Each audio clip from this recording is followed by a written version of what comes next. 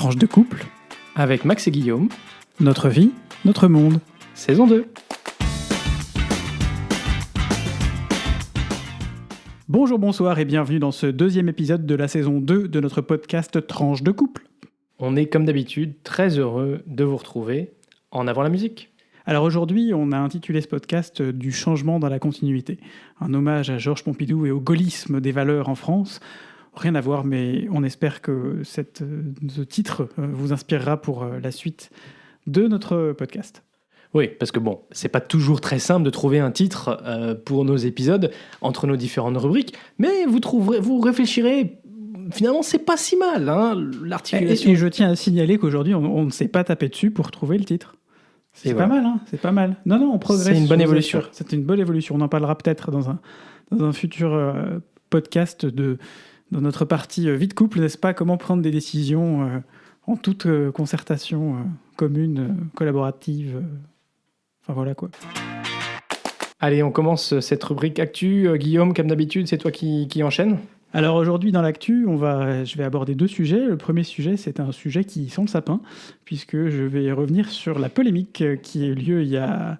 Bah oui, c'est de fait la polémique qui a eu lieu il y a une quinzaine de jours maintenant, juste après l'enregistrement de notre précédent podcast en fait, puisque le nouveau maire de Bordeaux, Pierre Urmic, qui est Europe Écologie Les Verts, mais qui a été élu à la tête d'une coalition de gauche, a déclaré, je cite, « Nous ne mettrons pas des arbres morts sur les places de la ville, notamment sur la place Paix-Berland. » Note de la rédaction, c'est la grande place de Bordeaux. « Je garde le souvenir de cet arbre mort qu'on faisait venir tous les ans. Ce n'est pas du tout notre conception de la végétalisation. » Il a créé un tollé, puisque c'est une tradition qui existe depuis maintenant pas mal de temps, des années.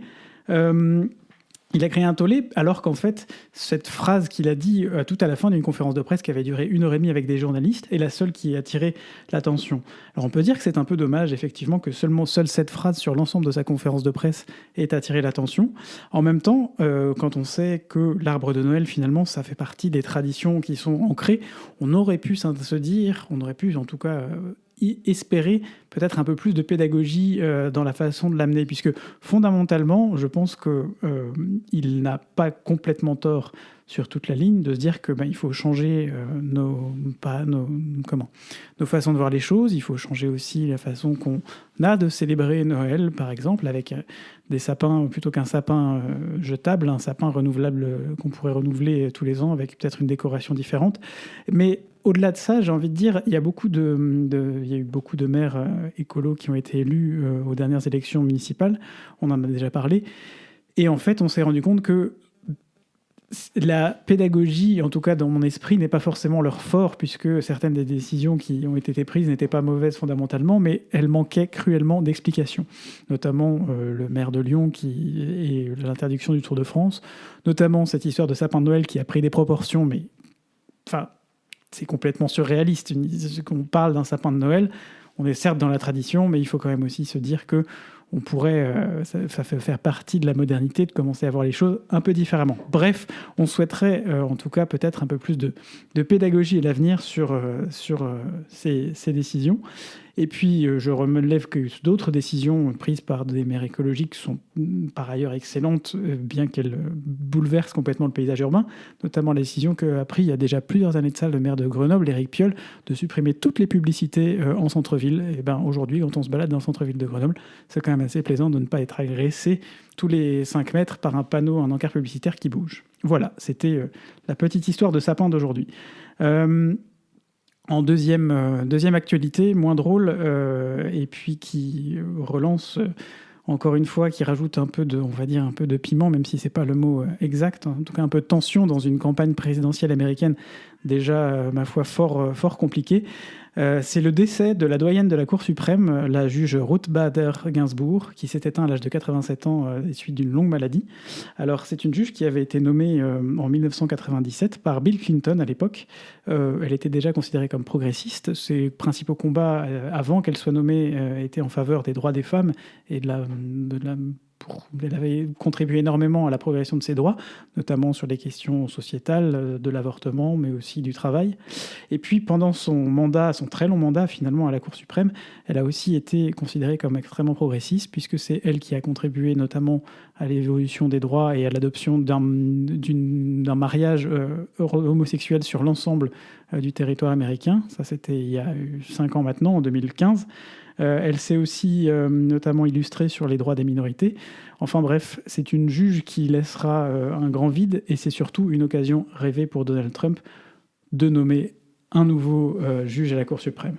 Et effectivement, c'est en fait plus que des tensions, ce décès de Ruth Ginsburg est finalement un marqueur. Ça a bouleversé la campagne en réalité. Absolument, puisque la Cour suprême est donc aux États-Unis, c'est l'organe qui tranche en gros tous les débats sociétaux que les chambres ou le Parlement ou le président n'arrivent pas à trancher eux-mêmes. La Cour suprême est composée de 9 juges. Il y a souvent au cours de l'histoire une forme d'équilibre entre les juges plutôt d'ascendance progressiste et les juges plutôt d'ascendance conservatrice. Avec plus ou moins un juge qui faisait un peu le swing entre les deux. Qui maintenait un peu le suspense. Vous savez, comme les scénaristes américains sont pas bons pour rien. Je veux dire, il y a une vraie histoire, il y a une vraie tradition aux États-Unis de ce suspense. Et là, il faut savoir que si Donald Trump va au bout de cette nomination, les juges conservateurs représenteront 6 postes contre 3 pour les juges progressistes. Il aura réussi quand même à nommer au cours de son mandat 3 juges, ce qui serait quand même du jamais vu depuis Nixon. Et surtout, il est quand même très probable que la prochaine élection, au vu des contestations d'ores et déjà pendant la campagne de Donald Trump sur le caractère... devant la Cour suprême. Voilà, se jouera certainement devant la Cour suprême. Et donc, le nouvel équilibre de la Cour suprême aura un impact important. Et il faut savoir qu'il a nommé des juges relativement jeunes, donc ils sont amenés à rester pendant encore de nombreuses années à leur poste, puisque c'est un poste à vie. Alors, il a nommé pour hier, nous étions hier le 27 septembre, et le 26 septembre, pardon, il a nommé Amy Coney Barrett, qui est une juge catholique originaire de Louisiane, mais qui officie en Floride. C'est une juge qui est plutôt réputée pour ses positions conservatrices, voire très conservatrices. Le Huffington Post, dans un article un peu provocateur, mais pas tout à fait inintéressant, rappelle qu'elle fait notamment partie d'un groupe chrétien proche du catholicisme qui s'appelle People of Praise, qui aurait inspiré l'écrivaine de The Handmaid's Tale, La Servante écarlate, pour ceux qui connaissent. Alors ça donne un bon petit ton quoi, sur la philosophie je de cette pense personne. qu'il y avait une volonté de provoquer de la part du Huffington Post. Après, elle est quand même réputée pour des positions conservatrices sur l'avortement, sur les droits des minorités, sur les droits des LGBT, mais également sur quelque chose qui n'a absolument rien à voir, sur l'Obamacare, le Affordable Care Act, qui était la mise en place d'une sécurité sociale à disposition de tous les Américains.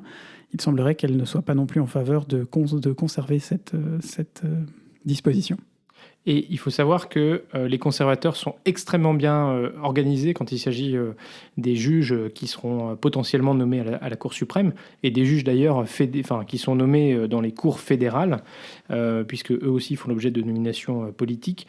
Ce sont en général des juges qui sont dans un mouvement d'application très rigoriste de la Constitution, c'est-à-dire tel que les pères fondateurs l'avaient pensé, mais sans prendre en compte l'évolution de la société. Là où, finalement, le rôle de la Cour suprême aux États-Unis, c'est d'appliquer l'esprit de la Constitution. Et ces juges-là, eux, vont plutôt appliquer la lettre. Donc, typiquement, à quoi avaient en tête les pères fondateurs, mais forcément à l'époque, par exemple, si on parle des droits des femmes ou des droits des LGBT ou d'un certain nombre de protections des minorités, naturellement, ça n'existait pas. Et forcément, ces juges-là qui ont une approche très rigoriste, très littérale de la Constitution, et ben forcément, ils ont une capacité à renverser les droits sociaux qui se sont progressivement construits aux États-Unis. Voilà, c'est donc quelque chose qu'on suivra avec attention et dont on vous reparlera probablement dans le prochain podcast et plus généralement de l'élection dans les prochains podcasts. La Minute Europe, Max. Oui, alors Attention, on va essayer la Minute Europe. on va essayer de ne pas trop dépasser. Mais je voulais aujourd'hui vous parler de 2 discours importants au niveau de l'Union européenne. Tout d'abord, le discours sur l'état de l'Union prononcé par la présidente de la Commission européenne, Ursula von der Leyen, le 16 septembre. Et puis, par extension, le discours prononcé par Charles Michel, président du Conseil européen, devant l'Assemblée générale des Nations unies le 25 septembre, donc il y a 2 jours. Alors, le discours sur l'état de l'Union, c'est un discours qui est prononcé chaque année en septembre par le président ou la présidente de la Commission européenne devant le Parlement européen, qui fait un état des lieux de l'Union européenne, à la fois en dressant le bilan des réalisations de l'année écoulée, mais aussi en présentant les priorités pour l'année à venir, et puis à un peu plus long terme, les défis que la Commission souhaiterait relever pour l'Europe. C'est important de noter que ce discours est suivi d'un débat avec les groupes parlementaires du Parlement européen, et donc il y a bien un dialogue ensuite sur ce qui a été énoncé comme priorité et la vision qu'en ont les groupes politiques au Parlement européen. Alors je souhaiterais simplement vous donner quelques éléments qui ont marqué son discours, et je vous invite, si vous avez le temps, peut-être à lire son discours qui est disponible en français. Encore heureux. Les priorités sont notamment de sortir plus fort de cette crise grâce au programme d'investissement Next Gen EU, donc comment réfléchir pour que la prochaine génération de l'Union européenne soit finalement vivre une Union européenne qui soit plus durable, plus sociale, et toujours en protégeant les valeurs qui font cette Union européenne. Et les citoyens. Elle a parlé d'une économie humaine qui nous protège, et notamment en proposant qu'on ait un salaire minimum dans toute l'Union européenne, parce que vous savez qu'aujourd'hui, un certain nombre de pays n'ont pas de salaire minimum. Elle a parlé d'Europe de la santé. C'est quelque chose on en a parlé ici dans ce podcast. C'est une compétence qui n'existe pas au niveau de l'Union européenne, mais elle a proposé qu'on renforce finalement ou qu'on développe cette compétence, notamment en renforçant le centre de prévention et de contrôle des maladies de l'Union européenne et en créant une agence de la recherche médicale et biomédicale européenne. Une Europe plus durable, notamment en augmentant l'objectif de réduction des émissions de CO2 en 2030 à 55% au lieu de 40%, donc on est plus ambitieux. Un effort sur le numérique, avec notamment la création d'un cloud européen, les investissements dans les supercomputers européens, puisque aujourd'hui on voit que c'est des éléments très importants et que l'Europe est à la traîne face aux États-Unis et à la Chine notamment. Et puis la création d'une identité électronique sécurisée dans toute l'Union européenne, qui est un élément important effectivement pour pouvoir profiter de cette croissance numérique, mais en protégeant les droits des citoyens. Elle a aussi mis l'accent sur les valeurs à défendre dans le monde, notamment avec le soutien du multilatéralisme, la défense de la démocratie, et donc elle a notamment parlé bien sûr de la situation en Biélorussie, mais aussi dans l'Union européenne, où on voit que certaines valeurs, où l'état de droit n'est pas forcément respecté par tout le monde. Je souhaiterais mentionner son engagement contre les discriminations, et notamment pour renforcer les droits des personnes gays, lesbiennes, bi, trans, LGBTQI+. LGBTQI+, voilà. Et notamment, une phrase qui a marqué: si vous êtes parent dans un pays de l'Union européenne, bien sûr, vous êtes parent dans l'ensemble des pays de l'Union européenne, mais aujourd'hui, ce n'est pas une réalité. Et donc, je crois que c'est quelque chose de fort. Il y aura donc un plan d'action pour protéger les droits des personnes LGBTQI qui va être présenté. C'est une très bonne chose. Le message sur les engagements de l'Union européenne et la défense de ces engagements et de ces valeurs dans le monde entier a été relayé par le président du Conseil européen, Charles Michel, lors de l'Assemblée générale des Nations unies le 25 septembre, et c'est une très très bonne nouvelle. Voilà, je m'arrête là pour l'Union européenne. Je vous invite à aller voir le discours de l'Union européenne. Je voudrais simplement mentionner quelque chose qui me rend un peu triste.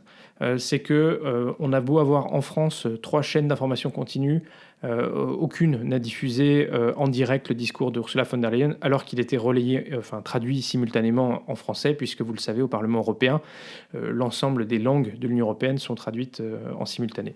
On ne rappellera jamais assez d'ailleurs que TF1, en parlant d'un événement qui s'est passé au Parlement européen à Strasbourg, parlait d'informations internationales. À l'étranger. Voilà, c'est ça. Voilà. Bref, voilà, si vous nous entendez, les chaînes françaises, surtout n'hésitez pas à parler un peu plus d'Europe et d'ailleurs, nous parler un peu plus d'Europe. Le secrétaire d'État aux Affaires européennes, Clément Beaune, en a fait un élément important. Il a demandé aux médias français de parler plus d'Europe. Et donc ça, c'est une très belle chose. Allez, on parle un peu de Belgitude. D'accord. Bah oui, on va parler un peu Belgitude. C'est quelque chose que je ne pensais pas dire. Est-ce que vous vous rendez compte quand même que depuis qu'on a commencé ce podcast, il y a maintenant plus d'1 an, on n'a toujours pas eu de gouvernement de plein exercice en Belgique? Eh bien, accrochez-vous. Après une série de drama le week-end dernier... on n'y est pas encore, c'est pas tout à fait gagné, on y est mais presque. Pas si vite. On a eu une série de drama le week-end dernier, un drama queen autour des discussions entre les différents partis impliqués. Donc, on vous en avait parlé dans la coalition Vivaldi ou Avanti, en fonction de qui est-ce qu'on parle. Enfin bref, tout ceci est très confusant. Très restons-en à la coalition Vivaldi. Ça a été un peu les 4 saisons en 3 jours, sans mauvais jeu de mots en termes d'état d'esprit. Là, pour l'instant, on va dire qu'on en est à peu près au printemps, mais on est quand même passé par l'automne et par l'hiver, donc le week-end dernier, puisque une crispation des discussions autour d'une certaine personnalité un peu forte d'un certain parti, un petit jeune, comparé par certains, d'ailleurs, cadres du parti au Sarkozy de la Belgique. Et donc, suite à ces petites crispations, les informateurs sont allés voir le roi lundi après-midi, comme c'est la coutume en Belgique, qui a refusé leur démission. On leur a dit, vous avez 48 heures pour remettre tout ça un peu d'aplat. Il faut savoir qu'ils avaient quand même beaucoup discuté avant. Ah, on y était presque. On y était presque déjà. Et donc, mercredi après-midi, feu vert, fumée blanche pour engager... Alors attention, engager les discussions pour la formation d'un gouvernement. Ça veut dire que la note d'intention qui a été rédigée par les différents partis a été validée mercredi. Sur la base de cette note d'intention, depuis mercredi après-midi, les différents partis discutent entre eux pour savoir qui va faire quoi dans le gouvernement. Alors évidemment, il y a la question des partis qui va être Premier ministre. On se dit que ça va être le parti qui a fait le plus de voix, qui en l'occurrence est le PS wallon, qui pourrait avoir le Premier ministre. Mais il faut savoir que les 2 partis qui ont fait le plus de voix aux dernières élections en Flandre ne sont pas représentés dans cette coalition et que donc il faudrait peut-être mettre un flamand à la tête du gouvernement belge pour rééquilibrer un peu les choses. D'autant plus que les 2 derniers premiers ministres étaient francophones. Absolument. Charles Michel et Sophie Wilmès étaient tous les 2 francophones. Ils ont pris la suite d'une non pas si longue tradition en fait de Premier ministre néerlandophone, puisqu'il y a aussi Elio Di Rupo qui était également francophone. Voilà, donc là, on espère cet après-midi, puisqu'ils sont supposés rendre un rapport au roi demain sur la formation de ce gouvernement, qu'ils vont réussir à se mettre d'accord. Voilà, donc on espère que pour notre prochain podcast dans 2 semaines, on pourra vous dire bienvenue au nouveau gouvernement. Champagne en Belgique, c'est plutôt une petite duvel and the vulture au café. Hein. Allez, voilà, c'était la rubrique Belgitude, pleine d'optimisme. C'est beau, je trouve, une rubrique pleine d'optimisme de temps en temps. Bon, ça n'a pas empêché la Belgique quand même de tourner, mais c'est vrai qu'avec un gouvernement en plein exercice, on peut quand même faire plus de choses. Ne serait-ce que pour son image à l'étranger, et puis parce que c'est important quand même sur certains sujets, la santé, l'économie, voilà. Speaking of petites attentions et petites choses optimistes, ouais, c'est ça. On va vous parler aujourd'hui des petites attentions dans notre vie de couple. C'est quelque chose qui nous tient un peu à cœur aussi tous les 2. Hein. Bah oui, c'est un peu nos petits oignons, quoi. C'est les petites choses qu'on aime bien, qui font plaisir. On se concerte pas souvent parce que le principe c'est que l'un fait une petite attention à l'autre. Alors je dis ça marche pour les couples, ça marche aussi si vous voulez faire une petite attention à votre meilleur ami, à votre parent, à votre sœur, votre frère. Enfin voilà, c'est la question de prendre soin de l'autre en parlant, en écoutant, en discutant, et puis avec un petit geste, un petit truc. Un bouquet de fleurs. Max, depuis qu'on se connaît, a toujours beaucoup aimé les fleurs et beaucoup aimé m'offrir des bouquets de fleurs. Et moi, je dois dire que c'était quelque chose que Je faisais pas forcément spontanément avant. Mais maintenant, j'ai pris un peu les devants et ça m'arrive assez souvent aussi de le faire. Souvent, il m'offre des fleurs. Ouais, c'est très très chouette. Ouais, ça permet de rappeler à l'autre qu'on tient à elle ou à lui. Ça permet une fois de temps en temps de dire on marque un événement un peu particulier avec je sais pas, on va au resto, un bouquet de fleurs, une petite bêtise, un petit truc qui rappelle juste un petit biscuit de chez Dandois. Ouais. Ou un petit mot sur la table quand mot l'un sur la se table. lève plus tard que l'autre, Voilà. et que tu es déjà parti au travail. La version 21e siècle, ça passe aussi par un petit SMS. Ça peut aussi marcher en fonction de qui vous avez en face. Ça fait moins glamour comme ça, mais l'important, c'est le cœur que vous y mettez. Donc ça fait partie, ça fait vraiment partie de notre façon de fonctionner. l'ADN aussi. de notre couple. C'est ça. Autant on se fricote, on se dispute sur plein de petits trucs à la con, mais ça on vous l'a déjà dit, je sais pas combien de fois dans ce podcast, ça n'a toujours pas changé. Et autant quand même à côté, on sait que ces petites choses-là sont importantes pour équilibrer justement nos relations. Même préparer la petite brosse à dents. Oh, gousi, c'est mignon. Ouais, vous allez tout savoir, vous allez voir. C'est des petites choses, c'est pour se dire que voilà, on a pensé à l'autre. On a pensé à l'autre. Et c'est chouette ça. Oui. Ça peut aussi être le thé le matin, préparer la bouteille de thé. Je suis dans ce studio qui me sert aussi de bureau quand je travaille à la maison. Il faut savoir qu'il faut monter quand même 4 étages d'escalier pour y arriver. Voilà. Et Guillaume m'apporte un petit mug de thé chaud en plein milieu de l'après-midi. C'est super chouette. Bon. Ça fait grand plaisir, surtout que souvent je suis en call, je suis en visio ou avec des collègues. Donc Guillaume arrive à pas de loup. Et puis, une main qui passe devant la caméra. Me donne un petit thé. Parfois il y a même un petit biscuit avec. C'est chouette. Oui. Voilà. Faut dire que comme la nourriture, les bonnes choses à manger et à boire font partie de notre ADN de couple. Du coup, forcément, il y a une partie de nos petites attentions qui passe par là. Et d'ailleurs, en parlant de petits biscuits, on a le deuxième sujet qu'on voulait aborder dans notre vie de couple, c'est que on prend un plaisir, oui, quand même, faut le dire, à aller tous les deux à la salle de sport ensemble depuis quelques semaines. On avait commencé un peu déjà depuis le début de l'année, progressivement, et puis là, ça commence à devenir sérieux. Hein. Alors, je ne vais pas dire que on a un amour pour la salle de sport, on s'aime tous les deux, mais on n'a pas forcément la même relation avec la salle de sport. Oh non. Mais puis, néanmoins, c'est quand même plus sympa de se motiver à deux. Ça se motive plus facilement à deux, ouais. Quand on aime les biscuits, il faut aussi aimer derrière les évacuer d'une façon ou d'une autre, parce qu'il faut savoir prendre soin de soi. Voilà. Et puis prendre le soin petit des apéro autres, après le sport, c'est pas mal. Ouais. Vous allez me dire, du coup, vous annulez tous les bénéfices, mais en même temps, on n'annule pas les bénéfices. On fait du sport pour pouvoir prendre l'apéro après, ça n'a rien à voir. Voilà. Puis de toute façon, sinon on aurait pris l'apéro quand même, donc. Ça donc nous arrive pas non plus tous les soirs, mais on vous faux. rassure. Mais une fois par semaine, un petit apéro, c'est quand même sympathique.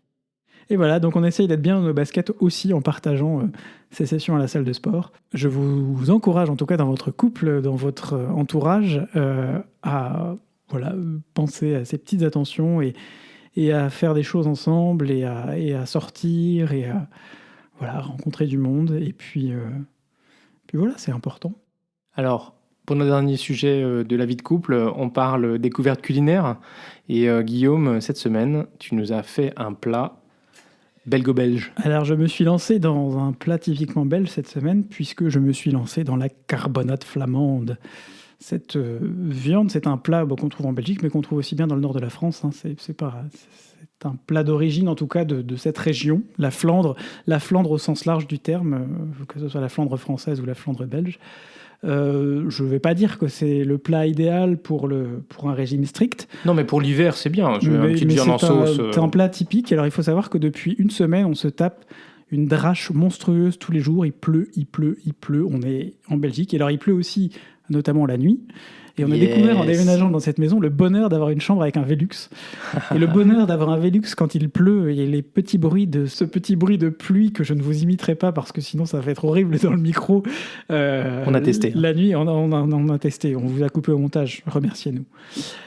Bref, donc il fait froid, il fait humide. On sent qu'on est de nouveau en Belgique. Hein, je veux dire. C'est le moment de manger une raclette. L'été est fini, l'été indien est fini. Non, la raclette, on va attendre le week-end prochain qu'on soit retourné à la salle de sport. Oui, bah attends, comme on y va entre 2 et 3 fois par semaine, quand même, il faut le noter. Voilà, on va quand même pouvoir faire une raclette à un moment donné. Absolument, on va pouvoir faire une raclette à un moment donné. Et puis donc, carbonade flamande. Donc c'est un plat d'hiver avec de la viande. C'est pas très végétarien. J'en suis déjà navré pour ceux qui seraient végétariens. Après, promis, on vous fera des recettes végétariennes aussi un peu plus tard. On peut être flexitarien, non, c'est ça. On profite de manger un peu de la bonne viande. Parce qu'en plus, c'était de la très bonne viande. Oui, c'était de la très bonne viande qui vient d'une excellente boucherie. L'important, c'est vraiment la qualité des produits, de la bonne viande, une bonne moutarde. Alors, pas de la moutarde belge, parce que je suis désolé s'il y a des Belges qui nous écoutent. J'espère qu'il y en a, mais j'ai pas vraiment de la moutarde que vous avez ici. Prenez de la Amora, quoi. Prenez même une moutarde locale si vous en avez, mais un truc un peu fort qui ait du goût pour faire ressortir tout ça. Prenez de la moutarde, prenez des bonnes herbes, prenez de la bonne bière, puisqu'il faut au moins 1 litre de bière pour faire une petite carbonade, des oignons, du lard, du pain d'épices, du beurre, du sel de Guérande. Voilà, avec tout ça, on vous mettra la recette aussi sur Twitter, mais avec tout ça, vous avez déjà une bonne idée de comment préparer ce plat. Et alors, le conseil que tout le monde vous donnera, c'est faites mijoter. Faites mijoter. Voilà, c'était la rubrique culinaire. Pour terminer notre podcast du jour, on va passer à quelque chose qui n'a absolument rien à voir. Ce sera un délice, mais ce sera un délice technologique aujourd'hui. Exactement. Aujourd'hui, je voudrais vous parler du Battery Day de Tesla. Vous savez que Tesla est une marque de voitures électriques et d'énergie électrique dont on vous a déjà parlé, qu'on affectionne particulièrement. Et le 22 septembre, il y avait un événement particulier consacré aux batteries. Donc vous le savez, aujourd'hui, Tesla, qui est un des fabricants très en pointe sur les véhicules électriques, achète ses batteries chez un certain nombre de fabricants, et notamment Panasonic, qui produit des batteries avec Tesla dans la Gigafactory de Fremont aux États-Unis. Mais depuis plusieurs années, les équipes de Tesla font aussi de la recherche et technologie sur les batteries de manière à pouvoir améliorer le rendement et puis diminuer le coût de production, puisque dans une voiture électrique, la batterie, en fait, c'est un élément très important du coût de la voiture. Donc, le 22 septembre, il y a eu cet événement qui a un peu déçu la bourse, c'est vrai, parce qu'on ne leur a pas annoncé qu'à partir de demain, on avait des nouvelles technologies de batterie qui seraient implémentées, qui seraient mises dans les voitures. On avait notamment eu beaucoup d'attentes sur le fait que Elon Musk pourrait présenter la batterie qui tiendrait 1 million de miles. Et donc, ce n'était pas le cas, mais c'était plutôt un espèce de point d'étape et un plan détaillé pour justement réduire le coût des batteries et puis améliorer leur production, leur rendement et donc l'autonomie des véhicules, ce qui est un élément important pour pouvoir convaincre les clients de passer à un véhicule électrique. Donc, ce plan, effectivement, c'est plutôt une bonne nouvelle. On parle de réduire quand même le coût de production au kilowattheure. Donc, pour produire 1 kilowattheure, on réduirait de 56% ce coût de production, de 69% le volume d'investissement nécessaire pour produire 1 gigawattheure et une augmentation de 54% de l'autonomie des véhicules. Donc, ces chiffres-là, quand même, ça montre qu'on est sur des évolutions, lorsqu'elles se réaliseront, qui sont quand même significatives. Et du coup, avec tout ça, finalement, Elon Musk a dit, dans 3 ans, on prévoit de produire une voiture électrique à $25 000. Alors vous vous souvenez, il avait fait rêver avec sa voiture à $35 000. On y est presque. Mais néanmoins, dès qu'on rajoute quelques options, tout ça, on est plutôt autour de 40 000. Et donc la voiture à $25 000, en fait, c'est vraiment une évolution majeure parce que le véhicule électrique, tout d'un coup, deviendrait plus abordable qu'un véhicule thermique. Et puis, on notera aussi dans ces annonces qu'ils ont beaucoup travaillé pour réduire les déchets et notamment l'eau nécessaire à la production d'une batterie. Et on sait que, en fait, c'est un élément important. Souvent, une des critiques qui est faite aux véhicules électriques, c'est que finalement, il y a beaucoup, c'est très toxique à produire, il y a beaucoup d'eau qui est gâchée, et effectivement, que les matières premières sont produites dans des mines en Afrique où il y a des enfants qui travaillent. Et donc le nouveau processus de production qui a été présenté par les équipes de Tesla, en fait, répond à un certain nombre de critiques et vraiment permettrait de réduire considérablement le coût écologique et la toxicité de la production de batteries. Donc c'est vrai, c'est beaucoup de promesses, vraiment potentiellement une évolution très significative qui pourrait révolutionner la production de batteries et donc accroître encore la transition vers un monde où les voitures électriques seront en fait le nouveau standard. À voir maintenant si ça se réalise tel que ça a été prononcé et puis dans quel délai. Mais en tout cas, je voulais vous faire ce petit point d'étape parce que j'ai trouvé ça absolument intéressant. Et le dernier point que je n'ai pas encore mentionné, c'est aussi le recyclage, parce que Elon Musk a finalement dit que d'ici quelques années, il y aurait suffisamment de batteries en service pour faire que en fait, les matières premières soient recyclées complètement. Et donc, en fait, les batteries nourrissent les batteries. Et donc, justement, qu'on n'ait plus besoin d'aller chercher ces matières premières qui sont parfois complexes à récupérer. Et donc, ça, c'est une excellente nouvelle également. Tu pourras peut-être nous parler de la filière du recyclage, d'ailleurs, de tout ça dans un prochain épisode. On pourra peut-être en parler un jour. On peut se le noter. Voilà, moi, ça fait écho un peu à Airbus, qui a aussi lancé, il y a quelques jours... annoncé son intention en tout cas de créer d'ici 2035 un avion qui volerait à l'hydrogène. Ce serait le premier avion de ligne avec des passagers qui voleraient avec ce carburant. Affaire à suivre. Voilà, c'est la fin de ce 2e épisode. Si ce podcast vous plaît, faites-le découvrir autour de vous. N'hésitez pas à mettre une note sur Apple Podcast ou un like sur YouTube. On sera bientôt aussi d'ailleurs sur Facebook. Absolument, c'est en cours. On vous tient au courant dès que la page Facebook est montée. Ce podcast est diffusé évidemment le lundi tous les 15 jours. Donc d'ici notre prochain épisode, portez-vous bien, prenez soin de vous, prenez soin des autres, sortez masqués si on vous le demande. Et à très vite pour de nouvelles tranches vitaminées.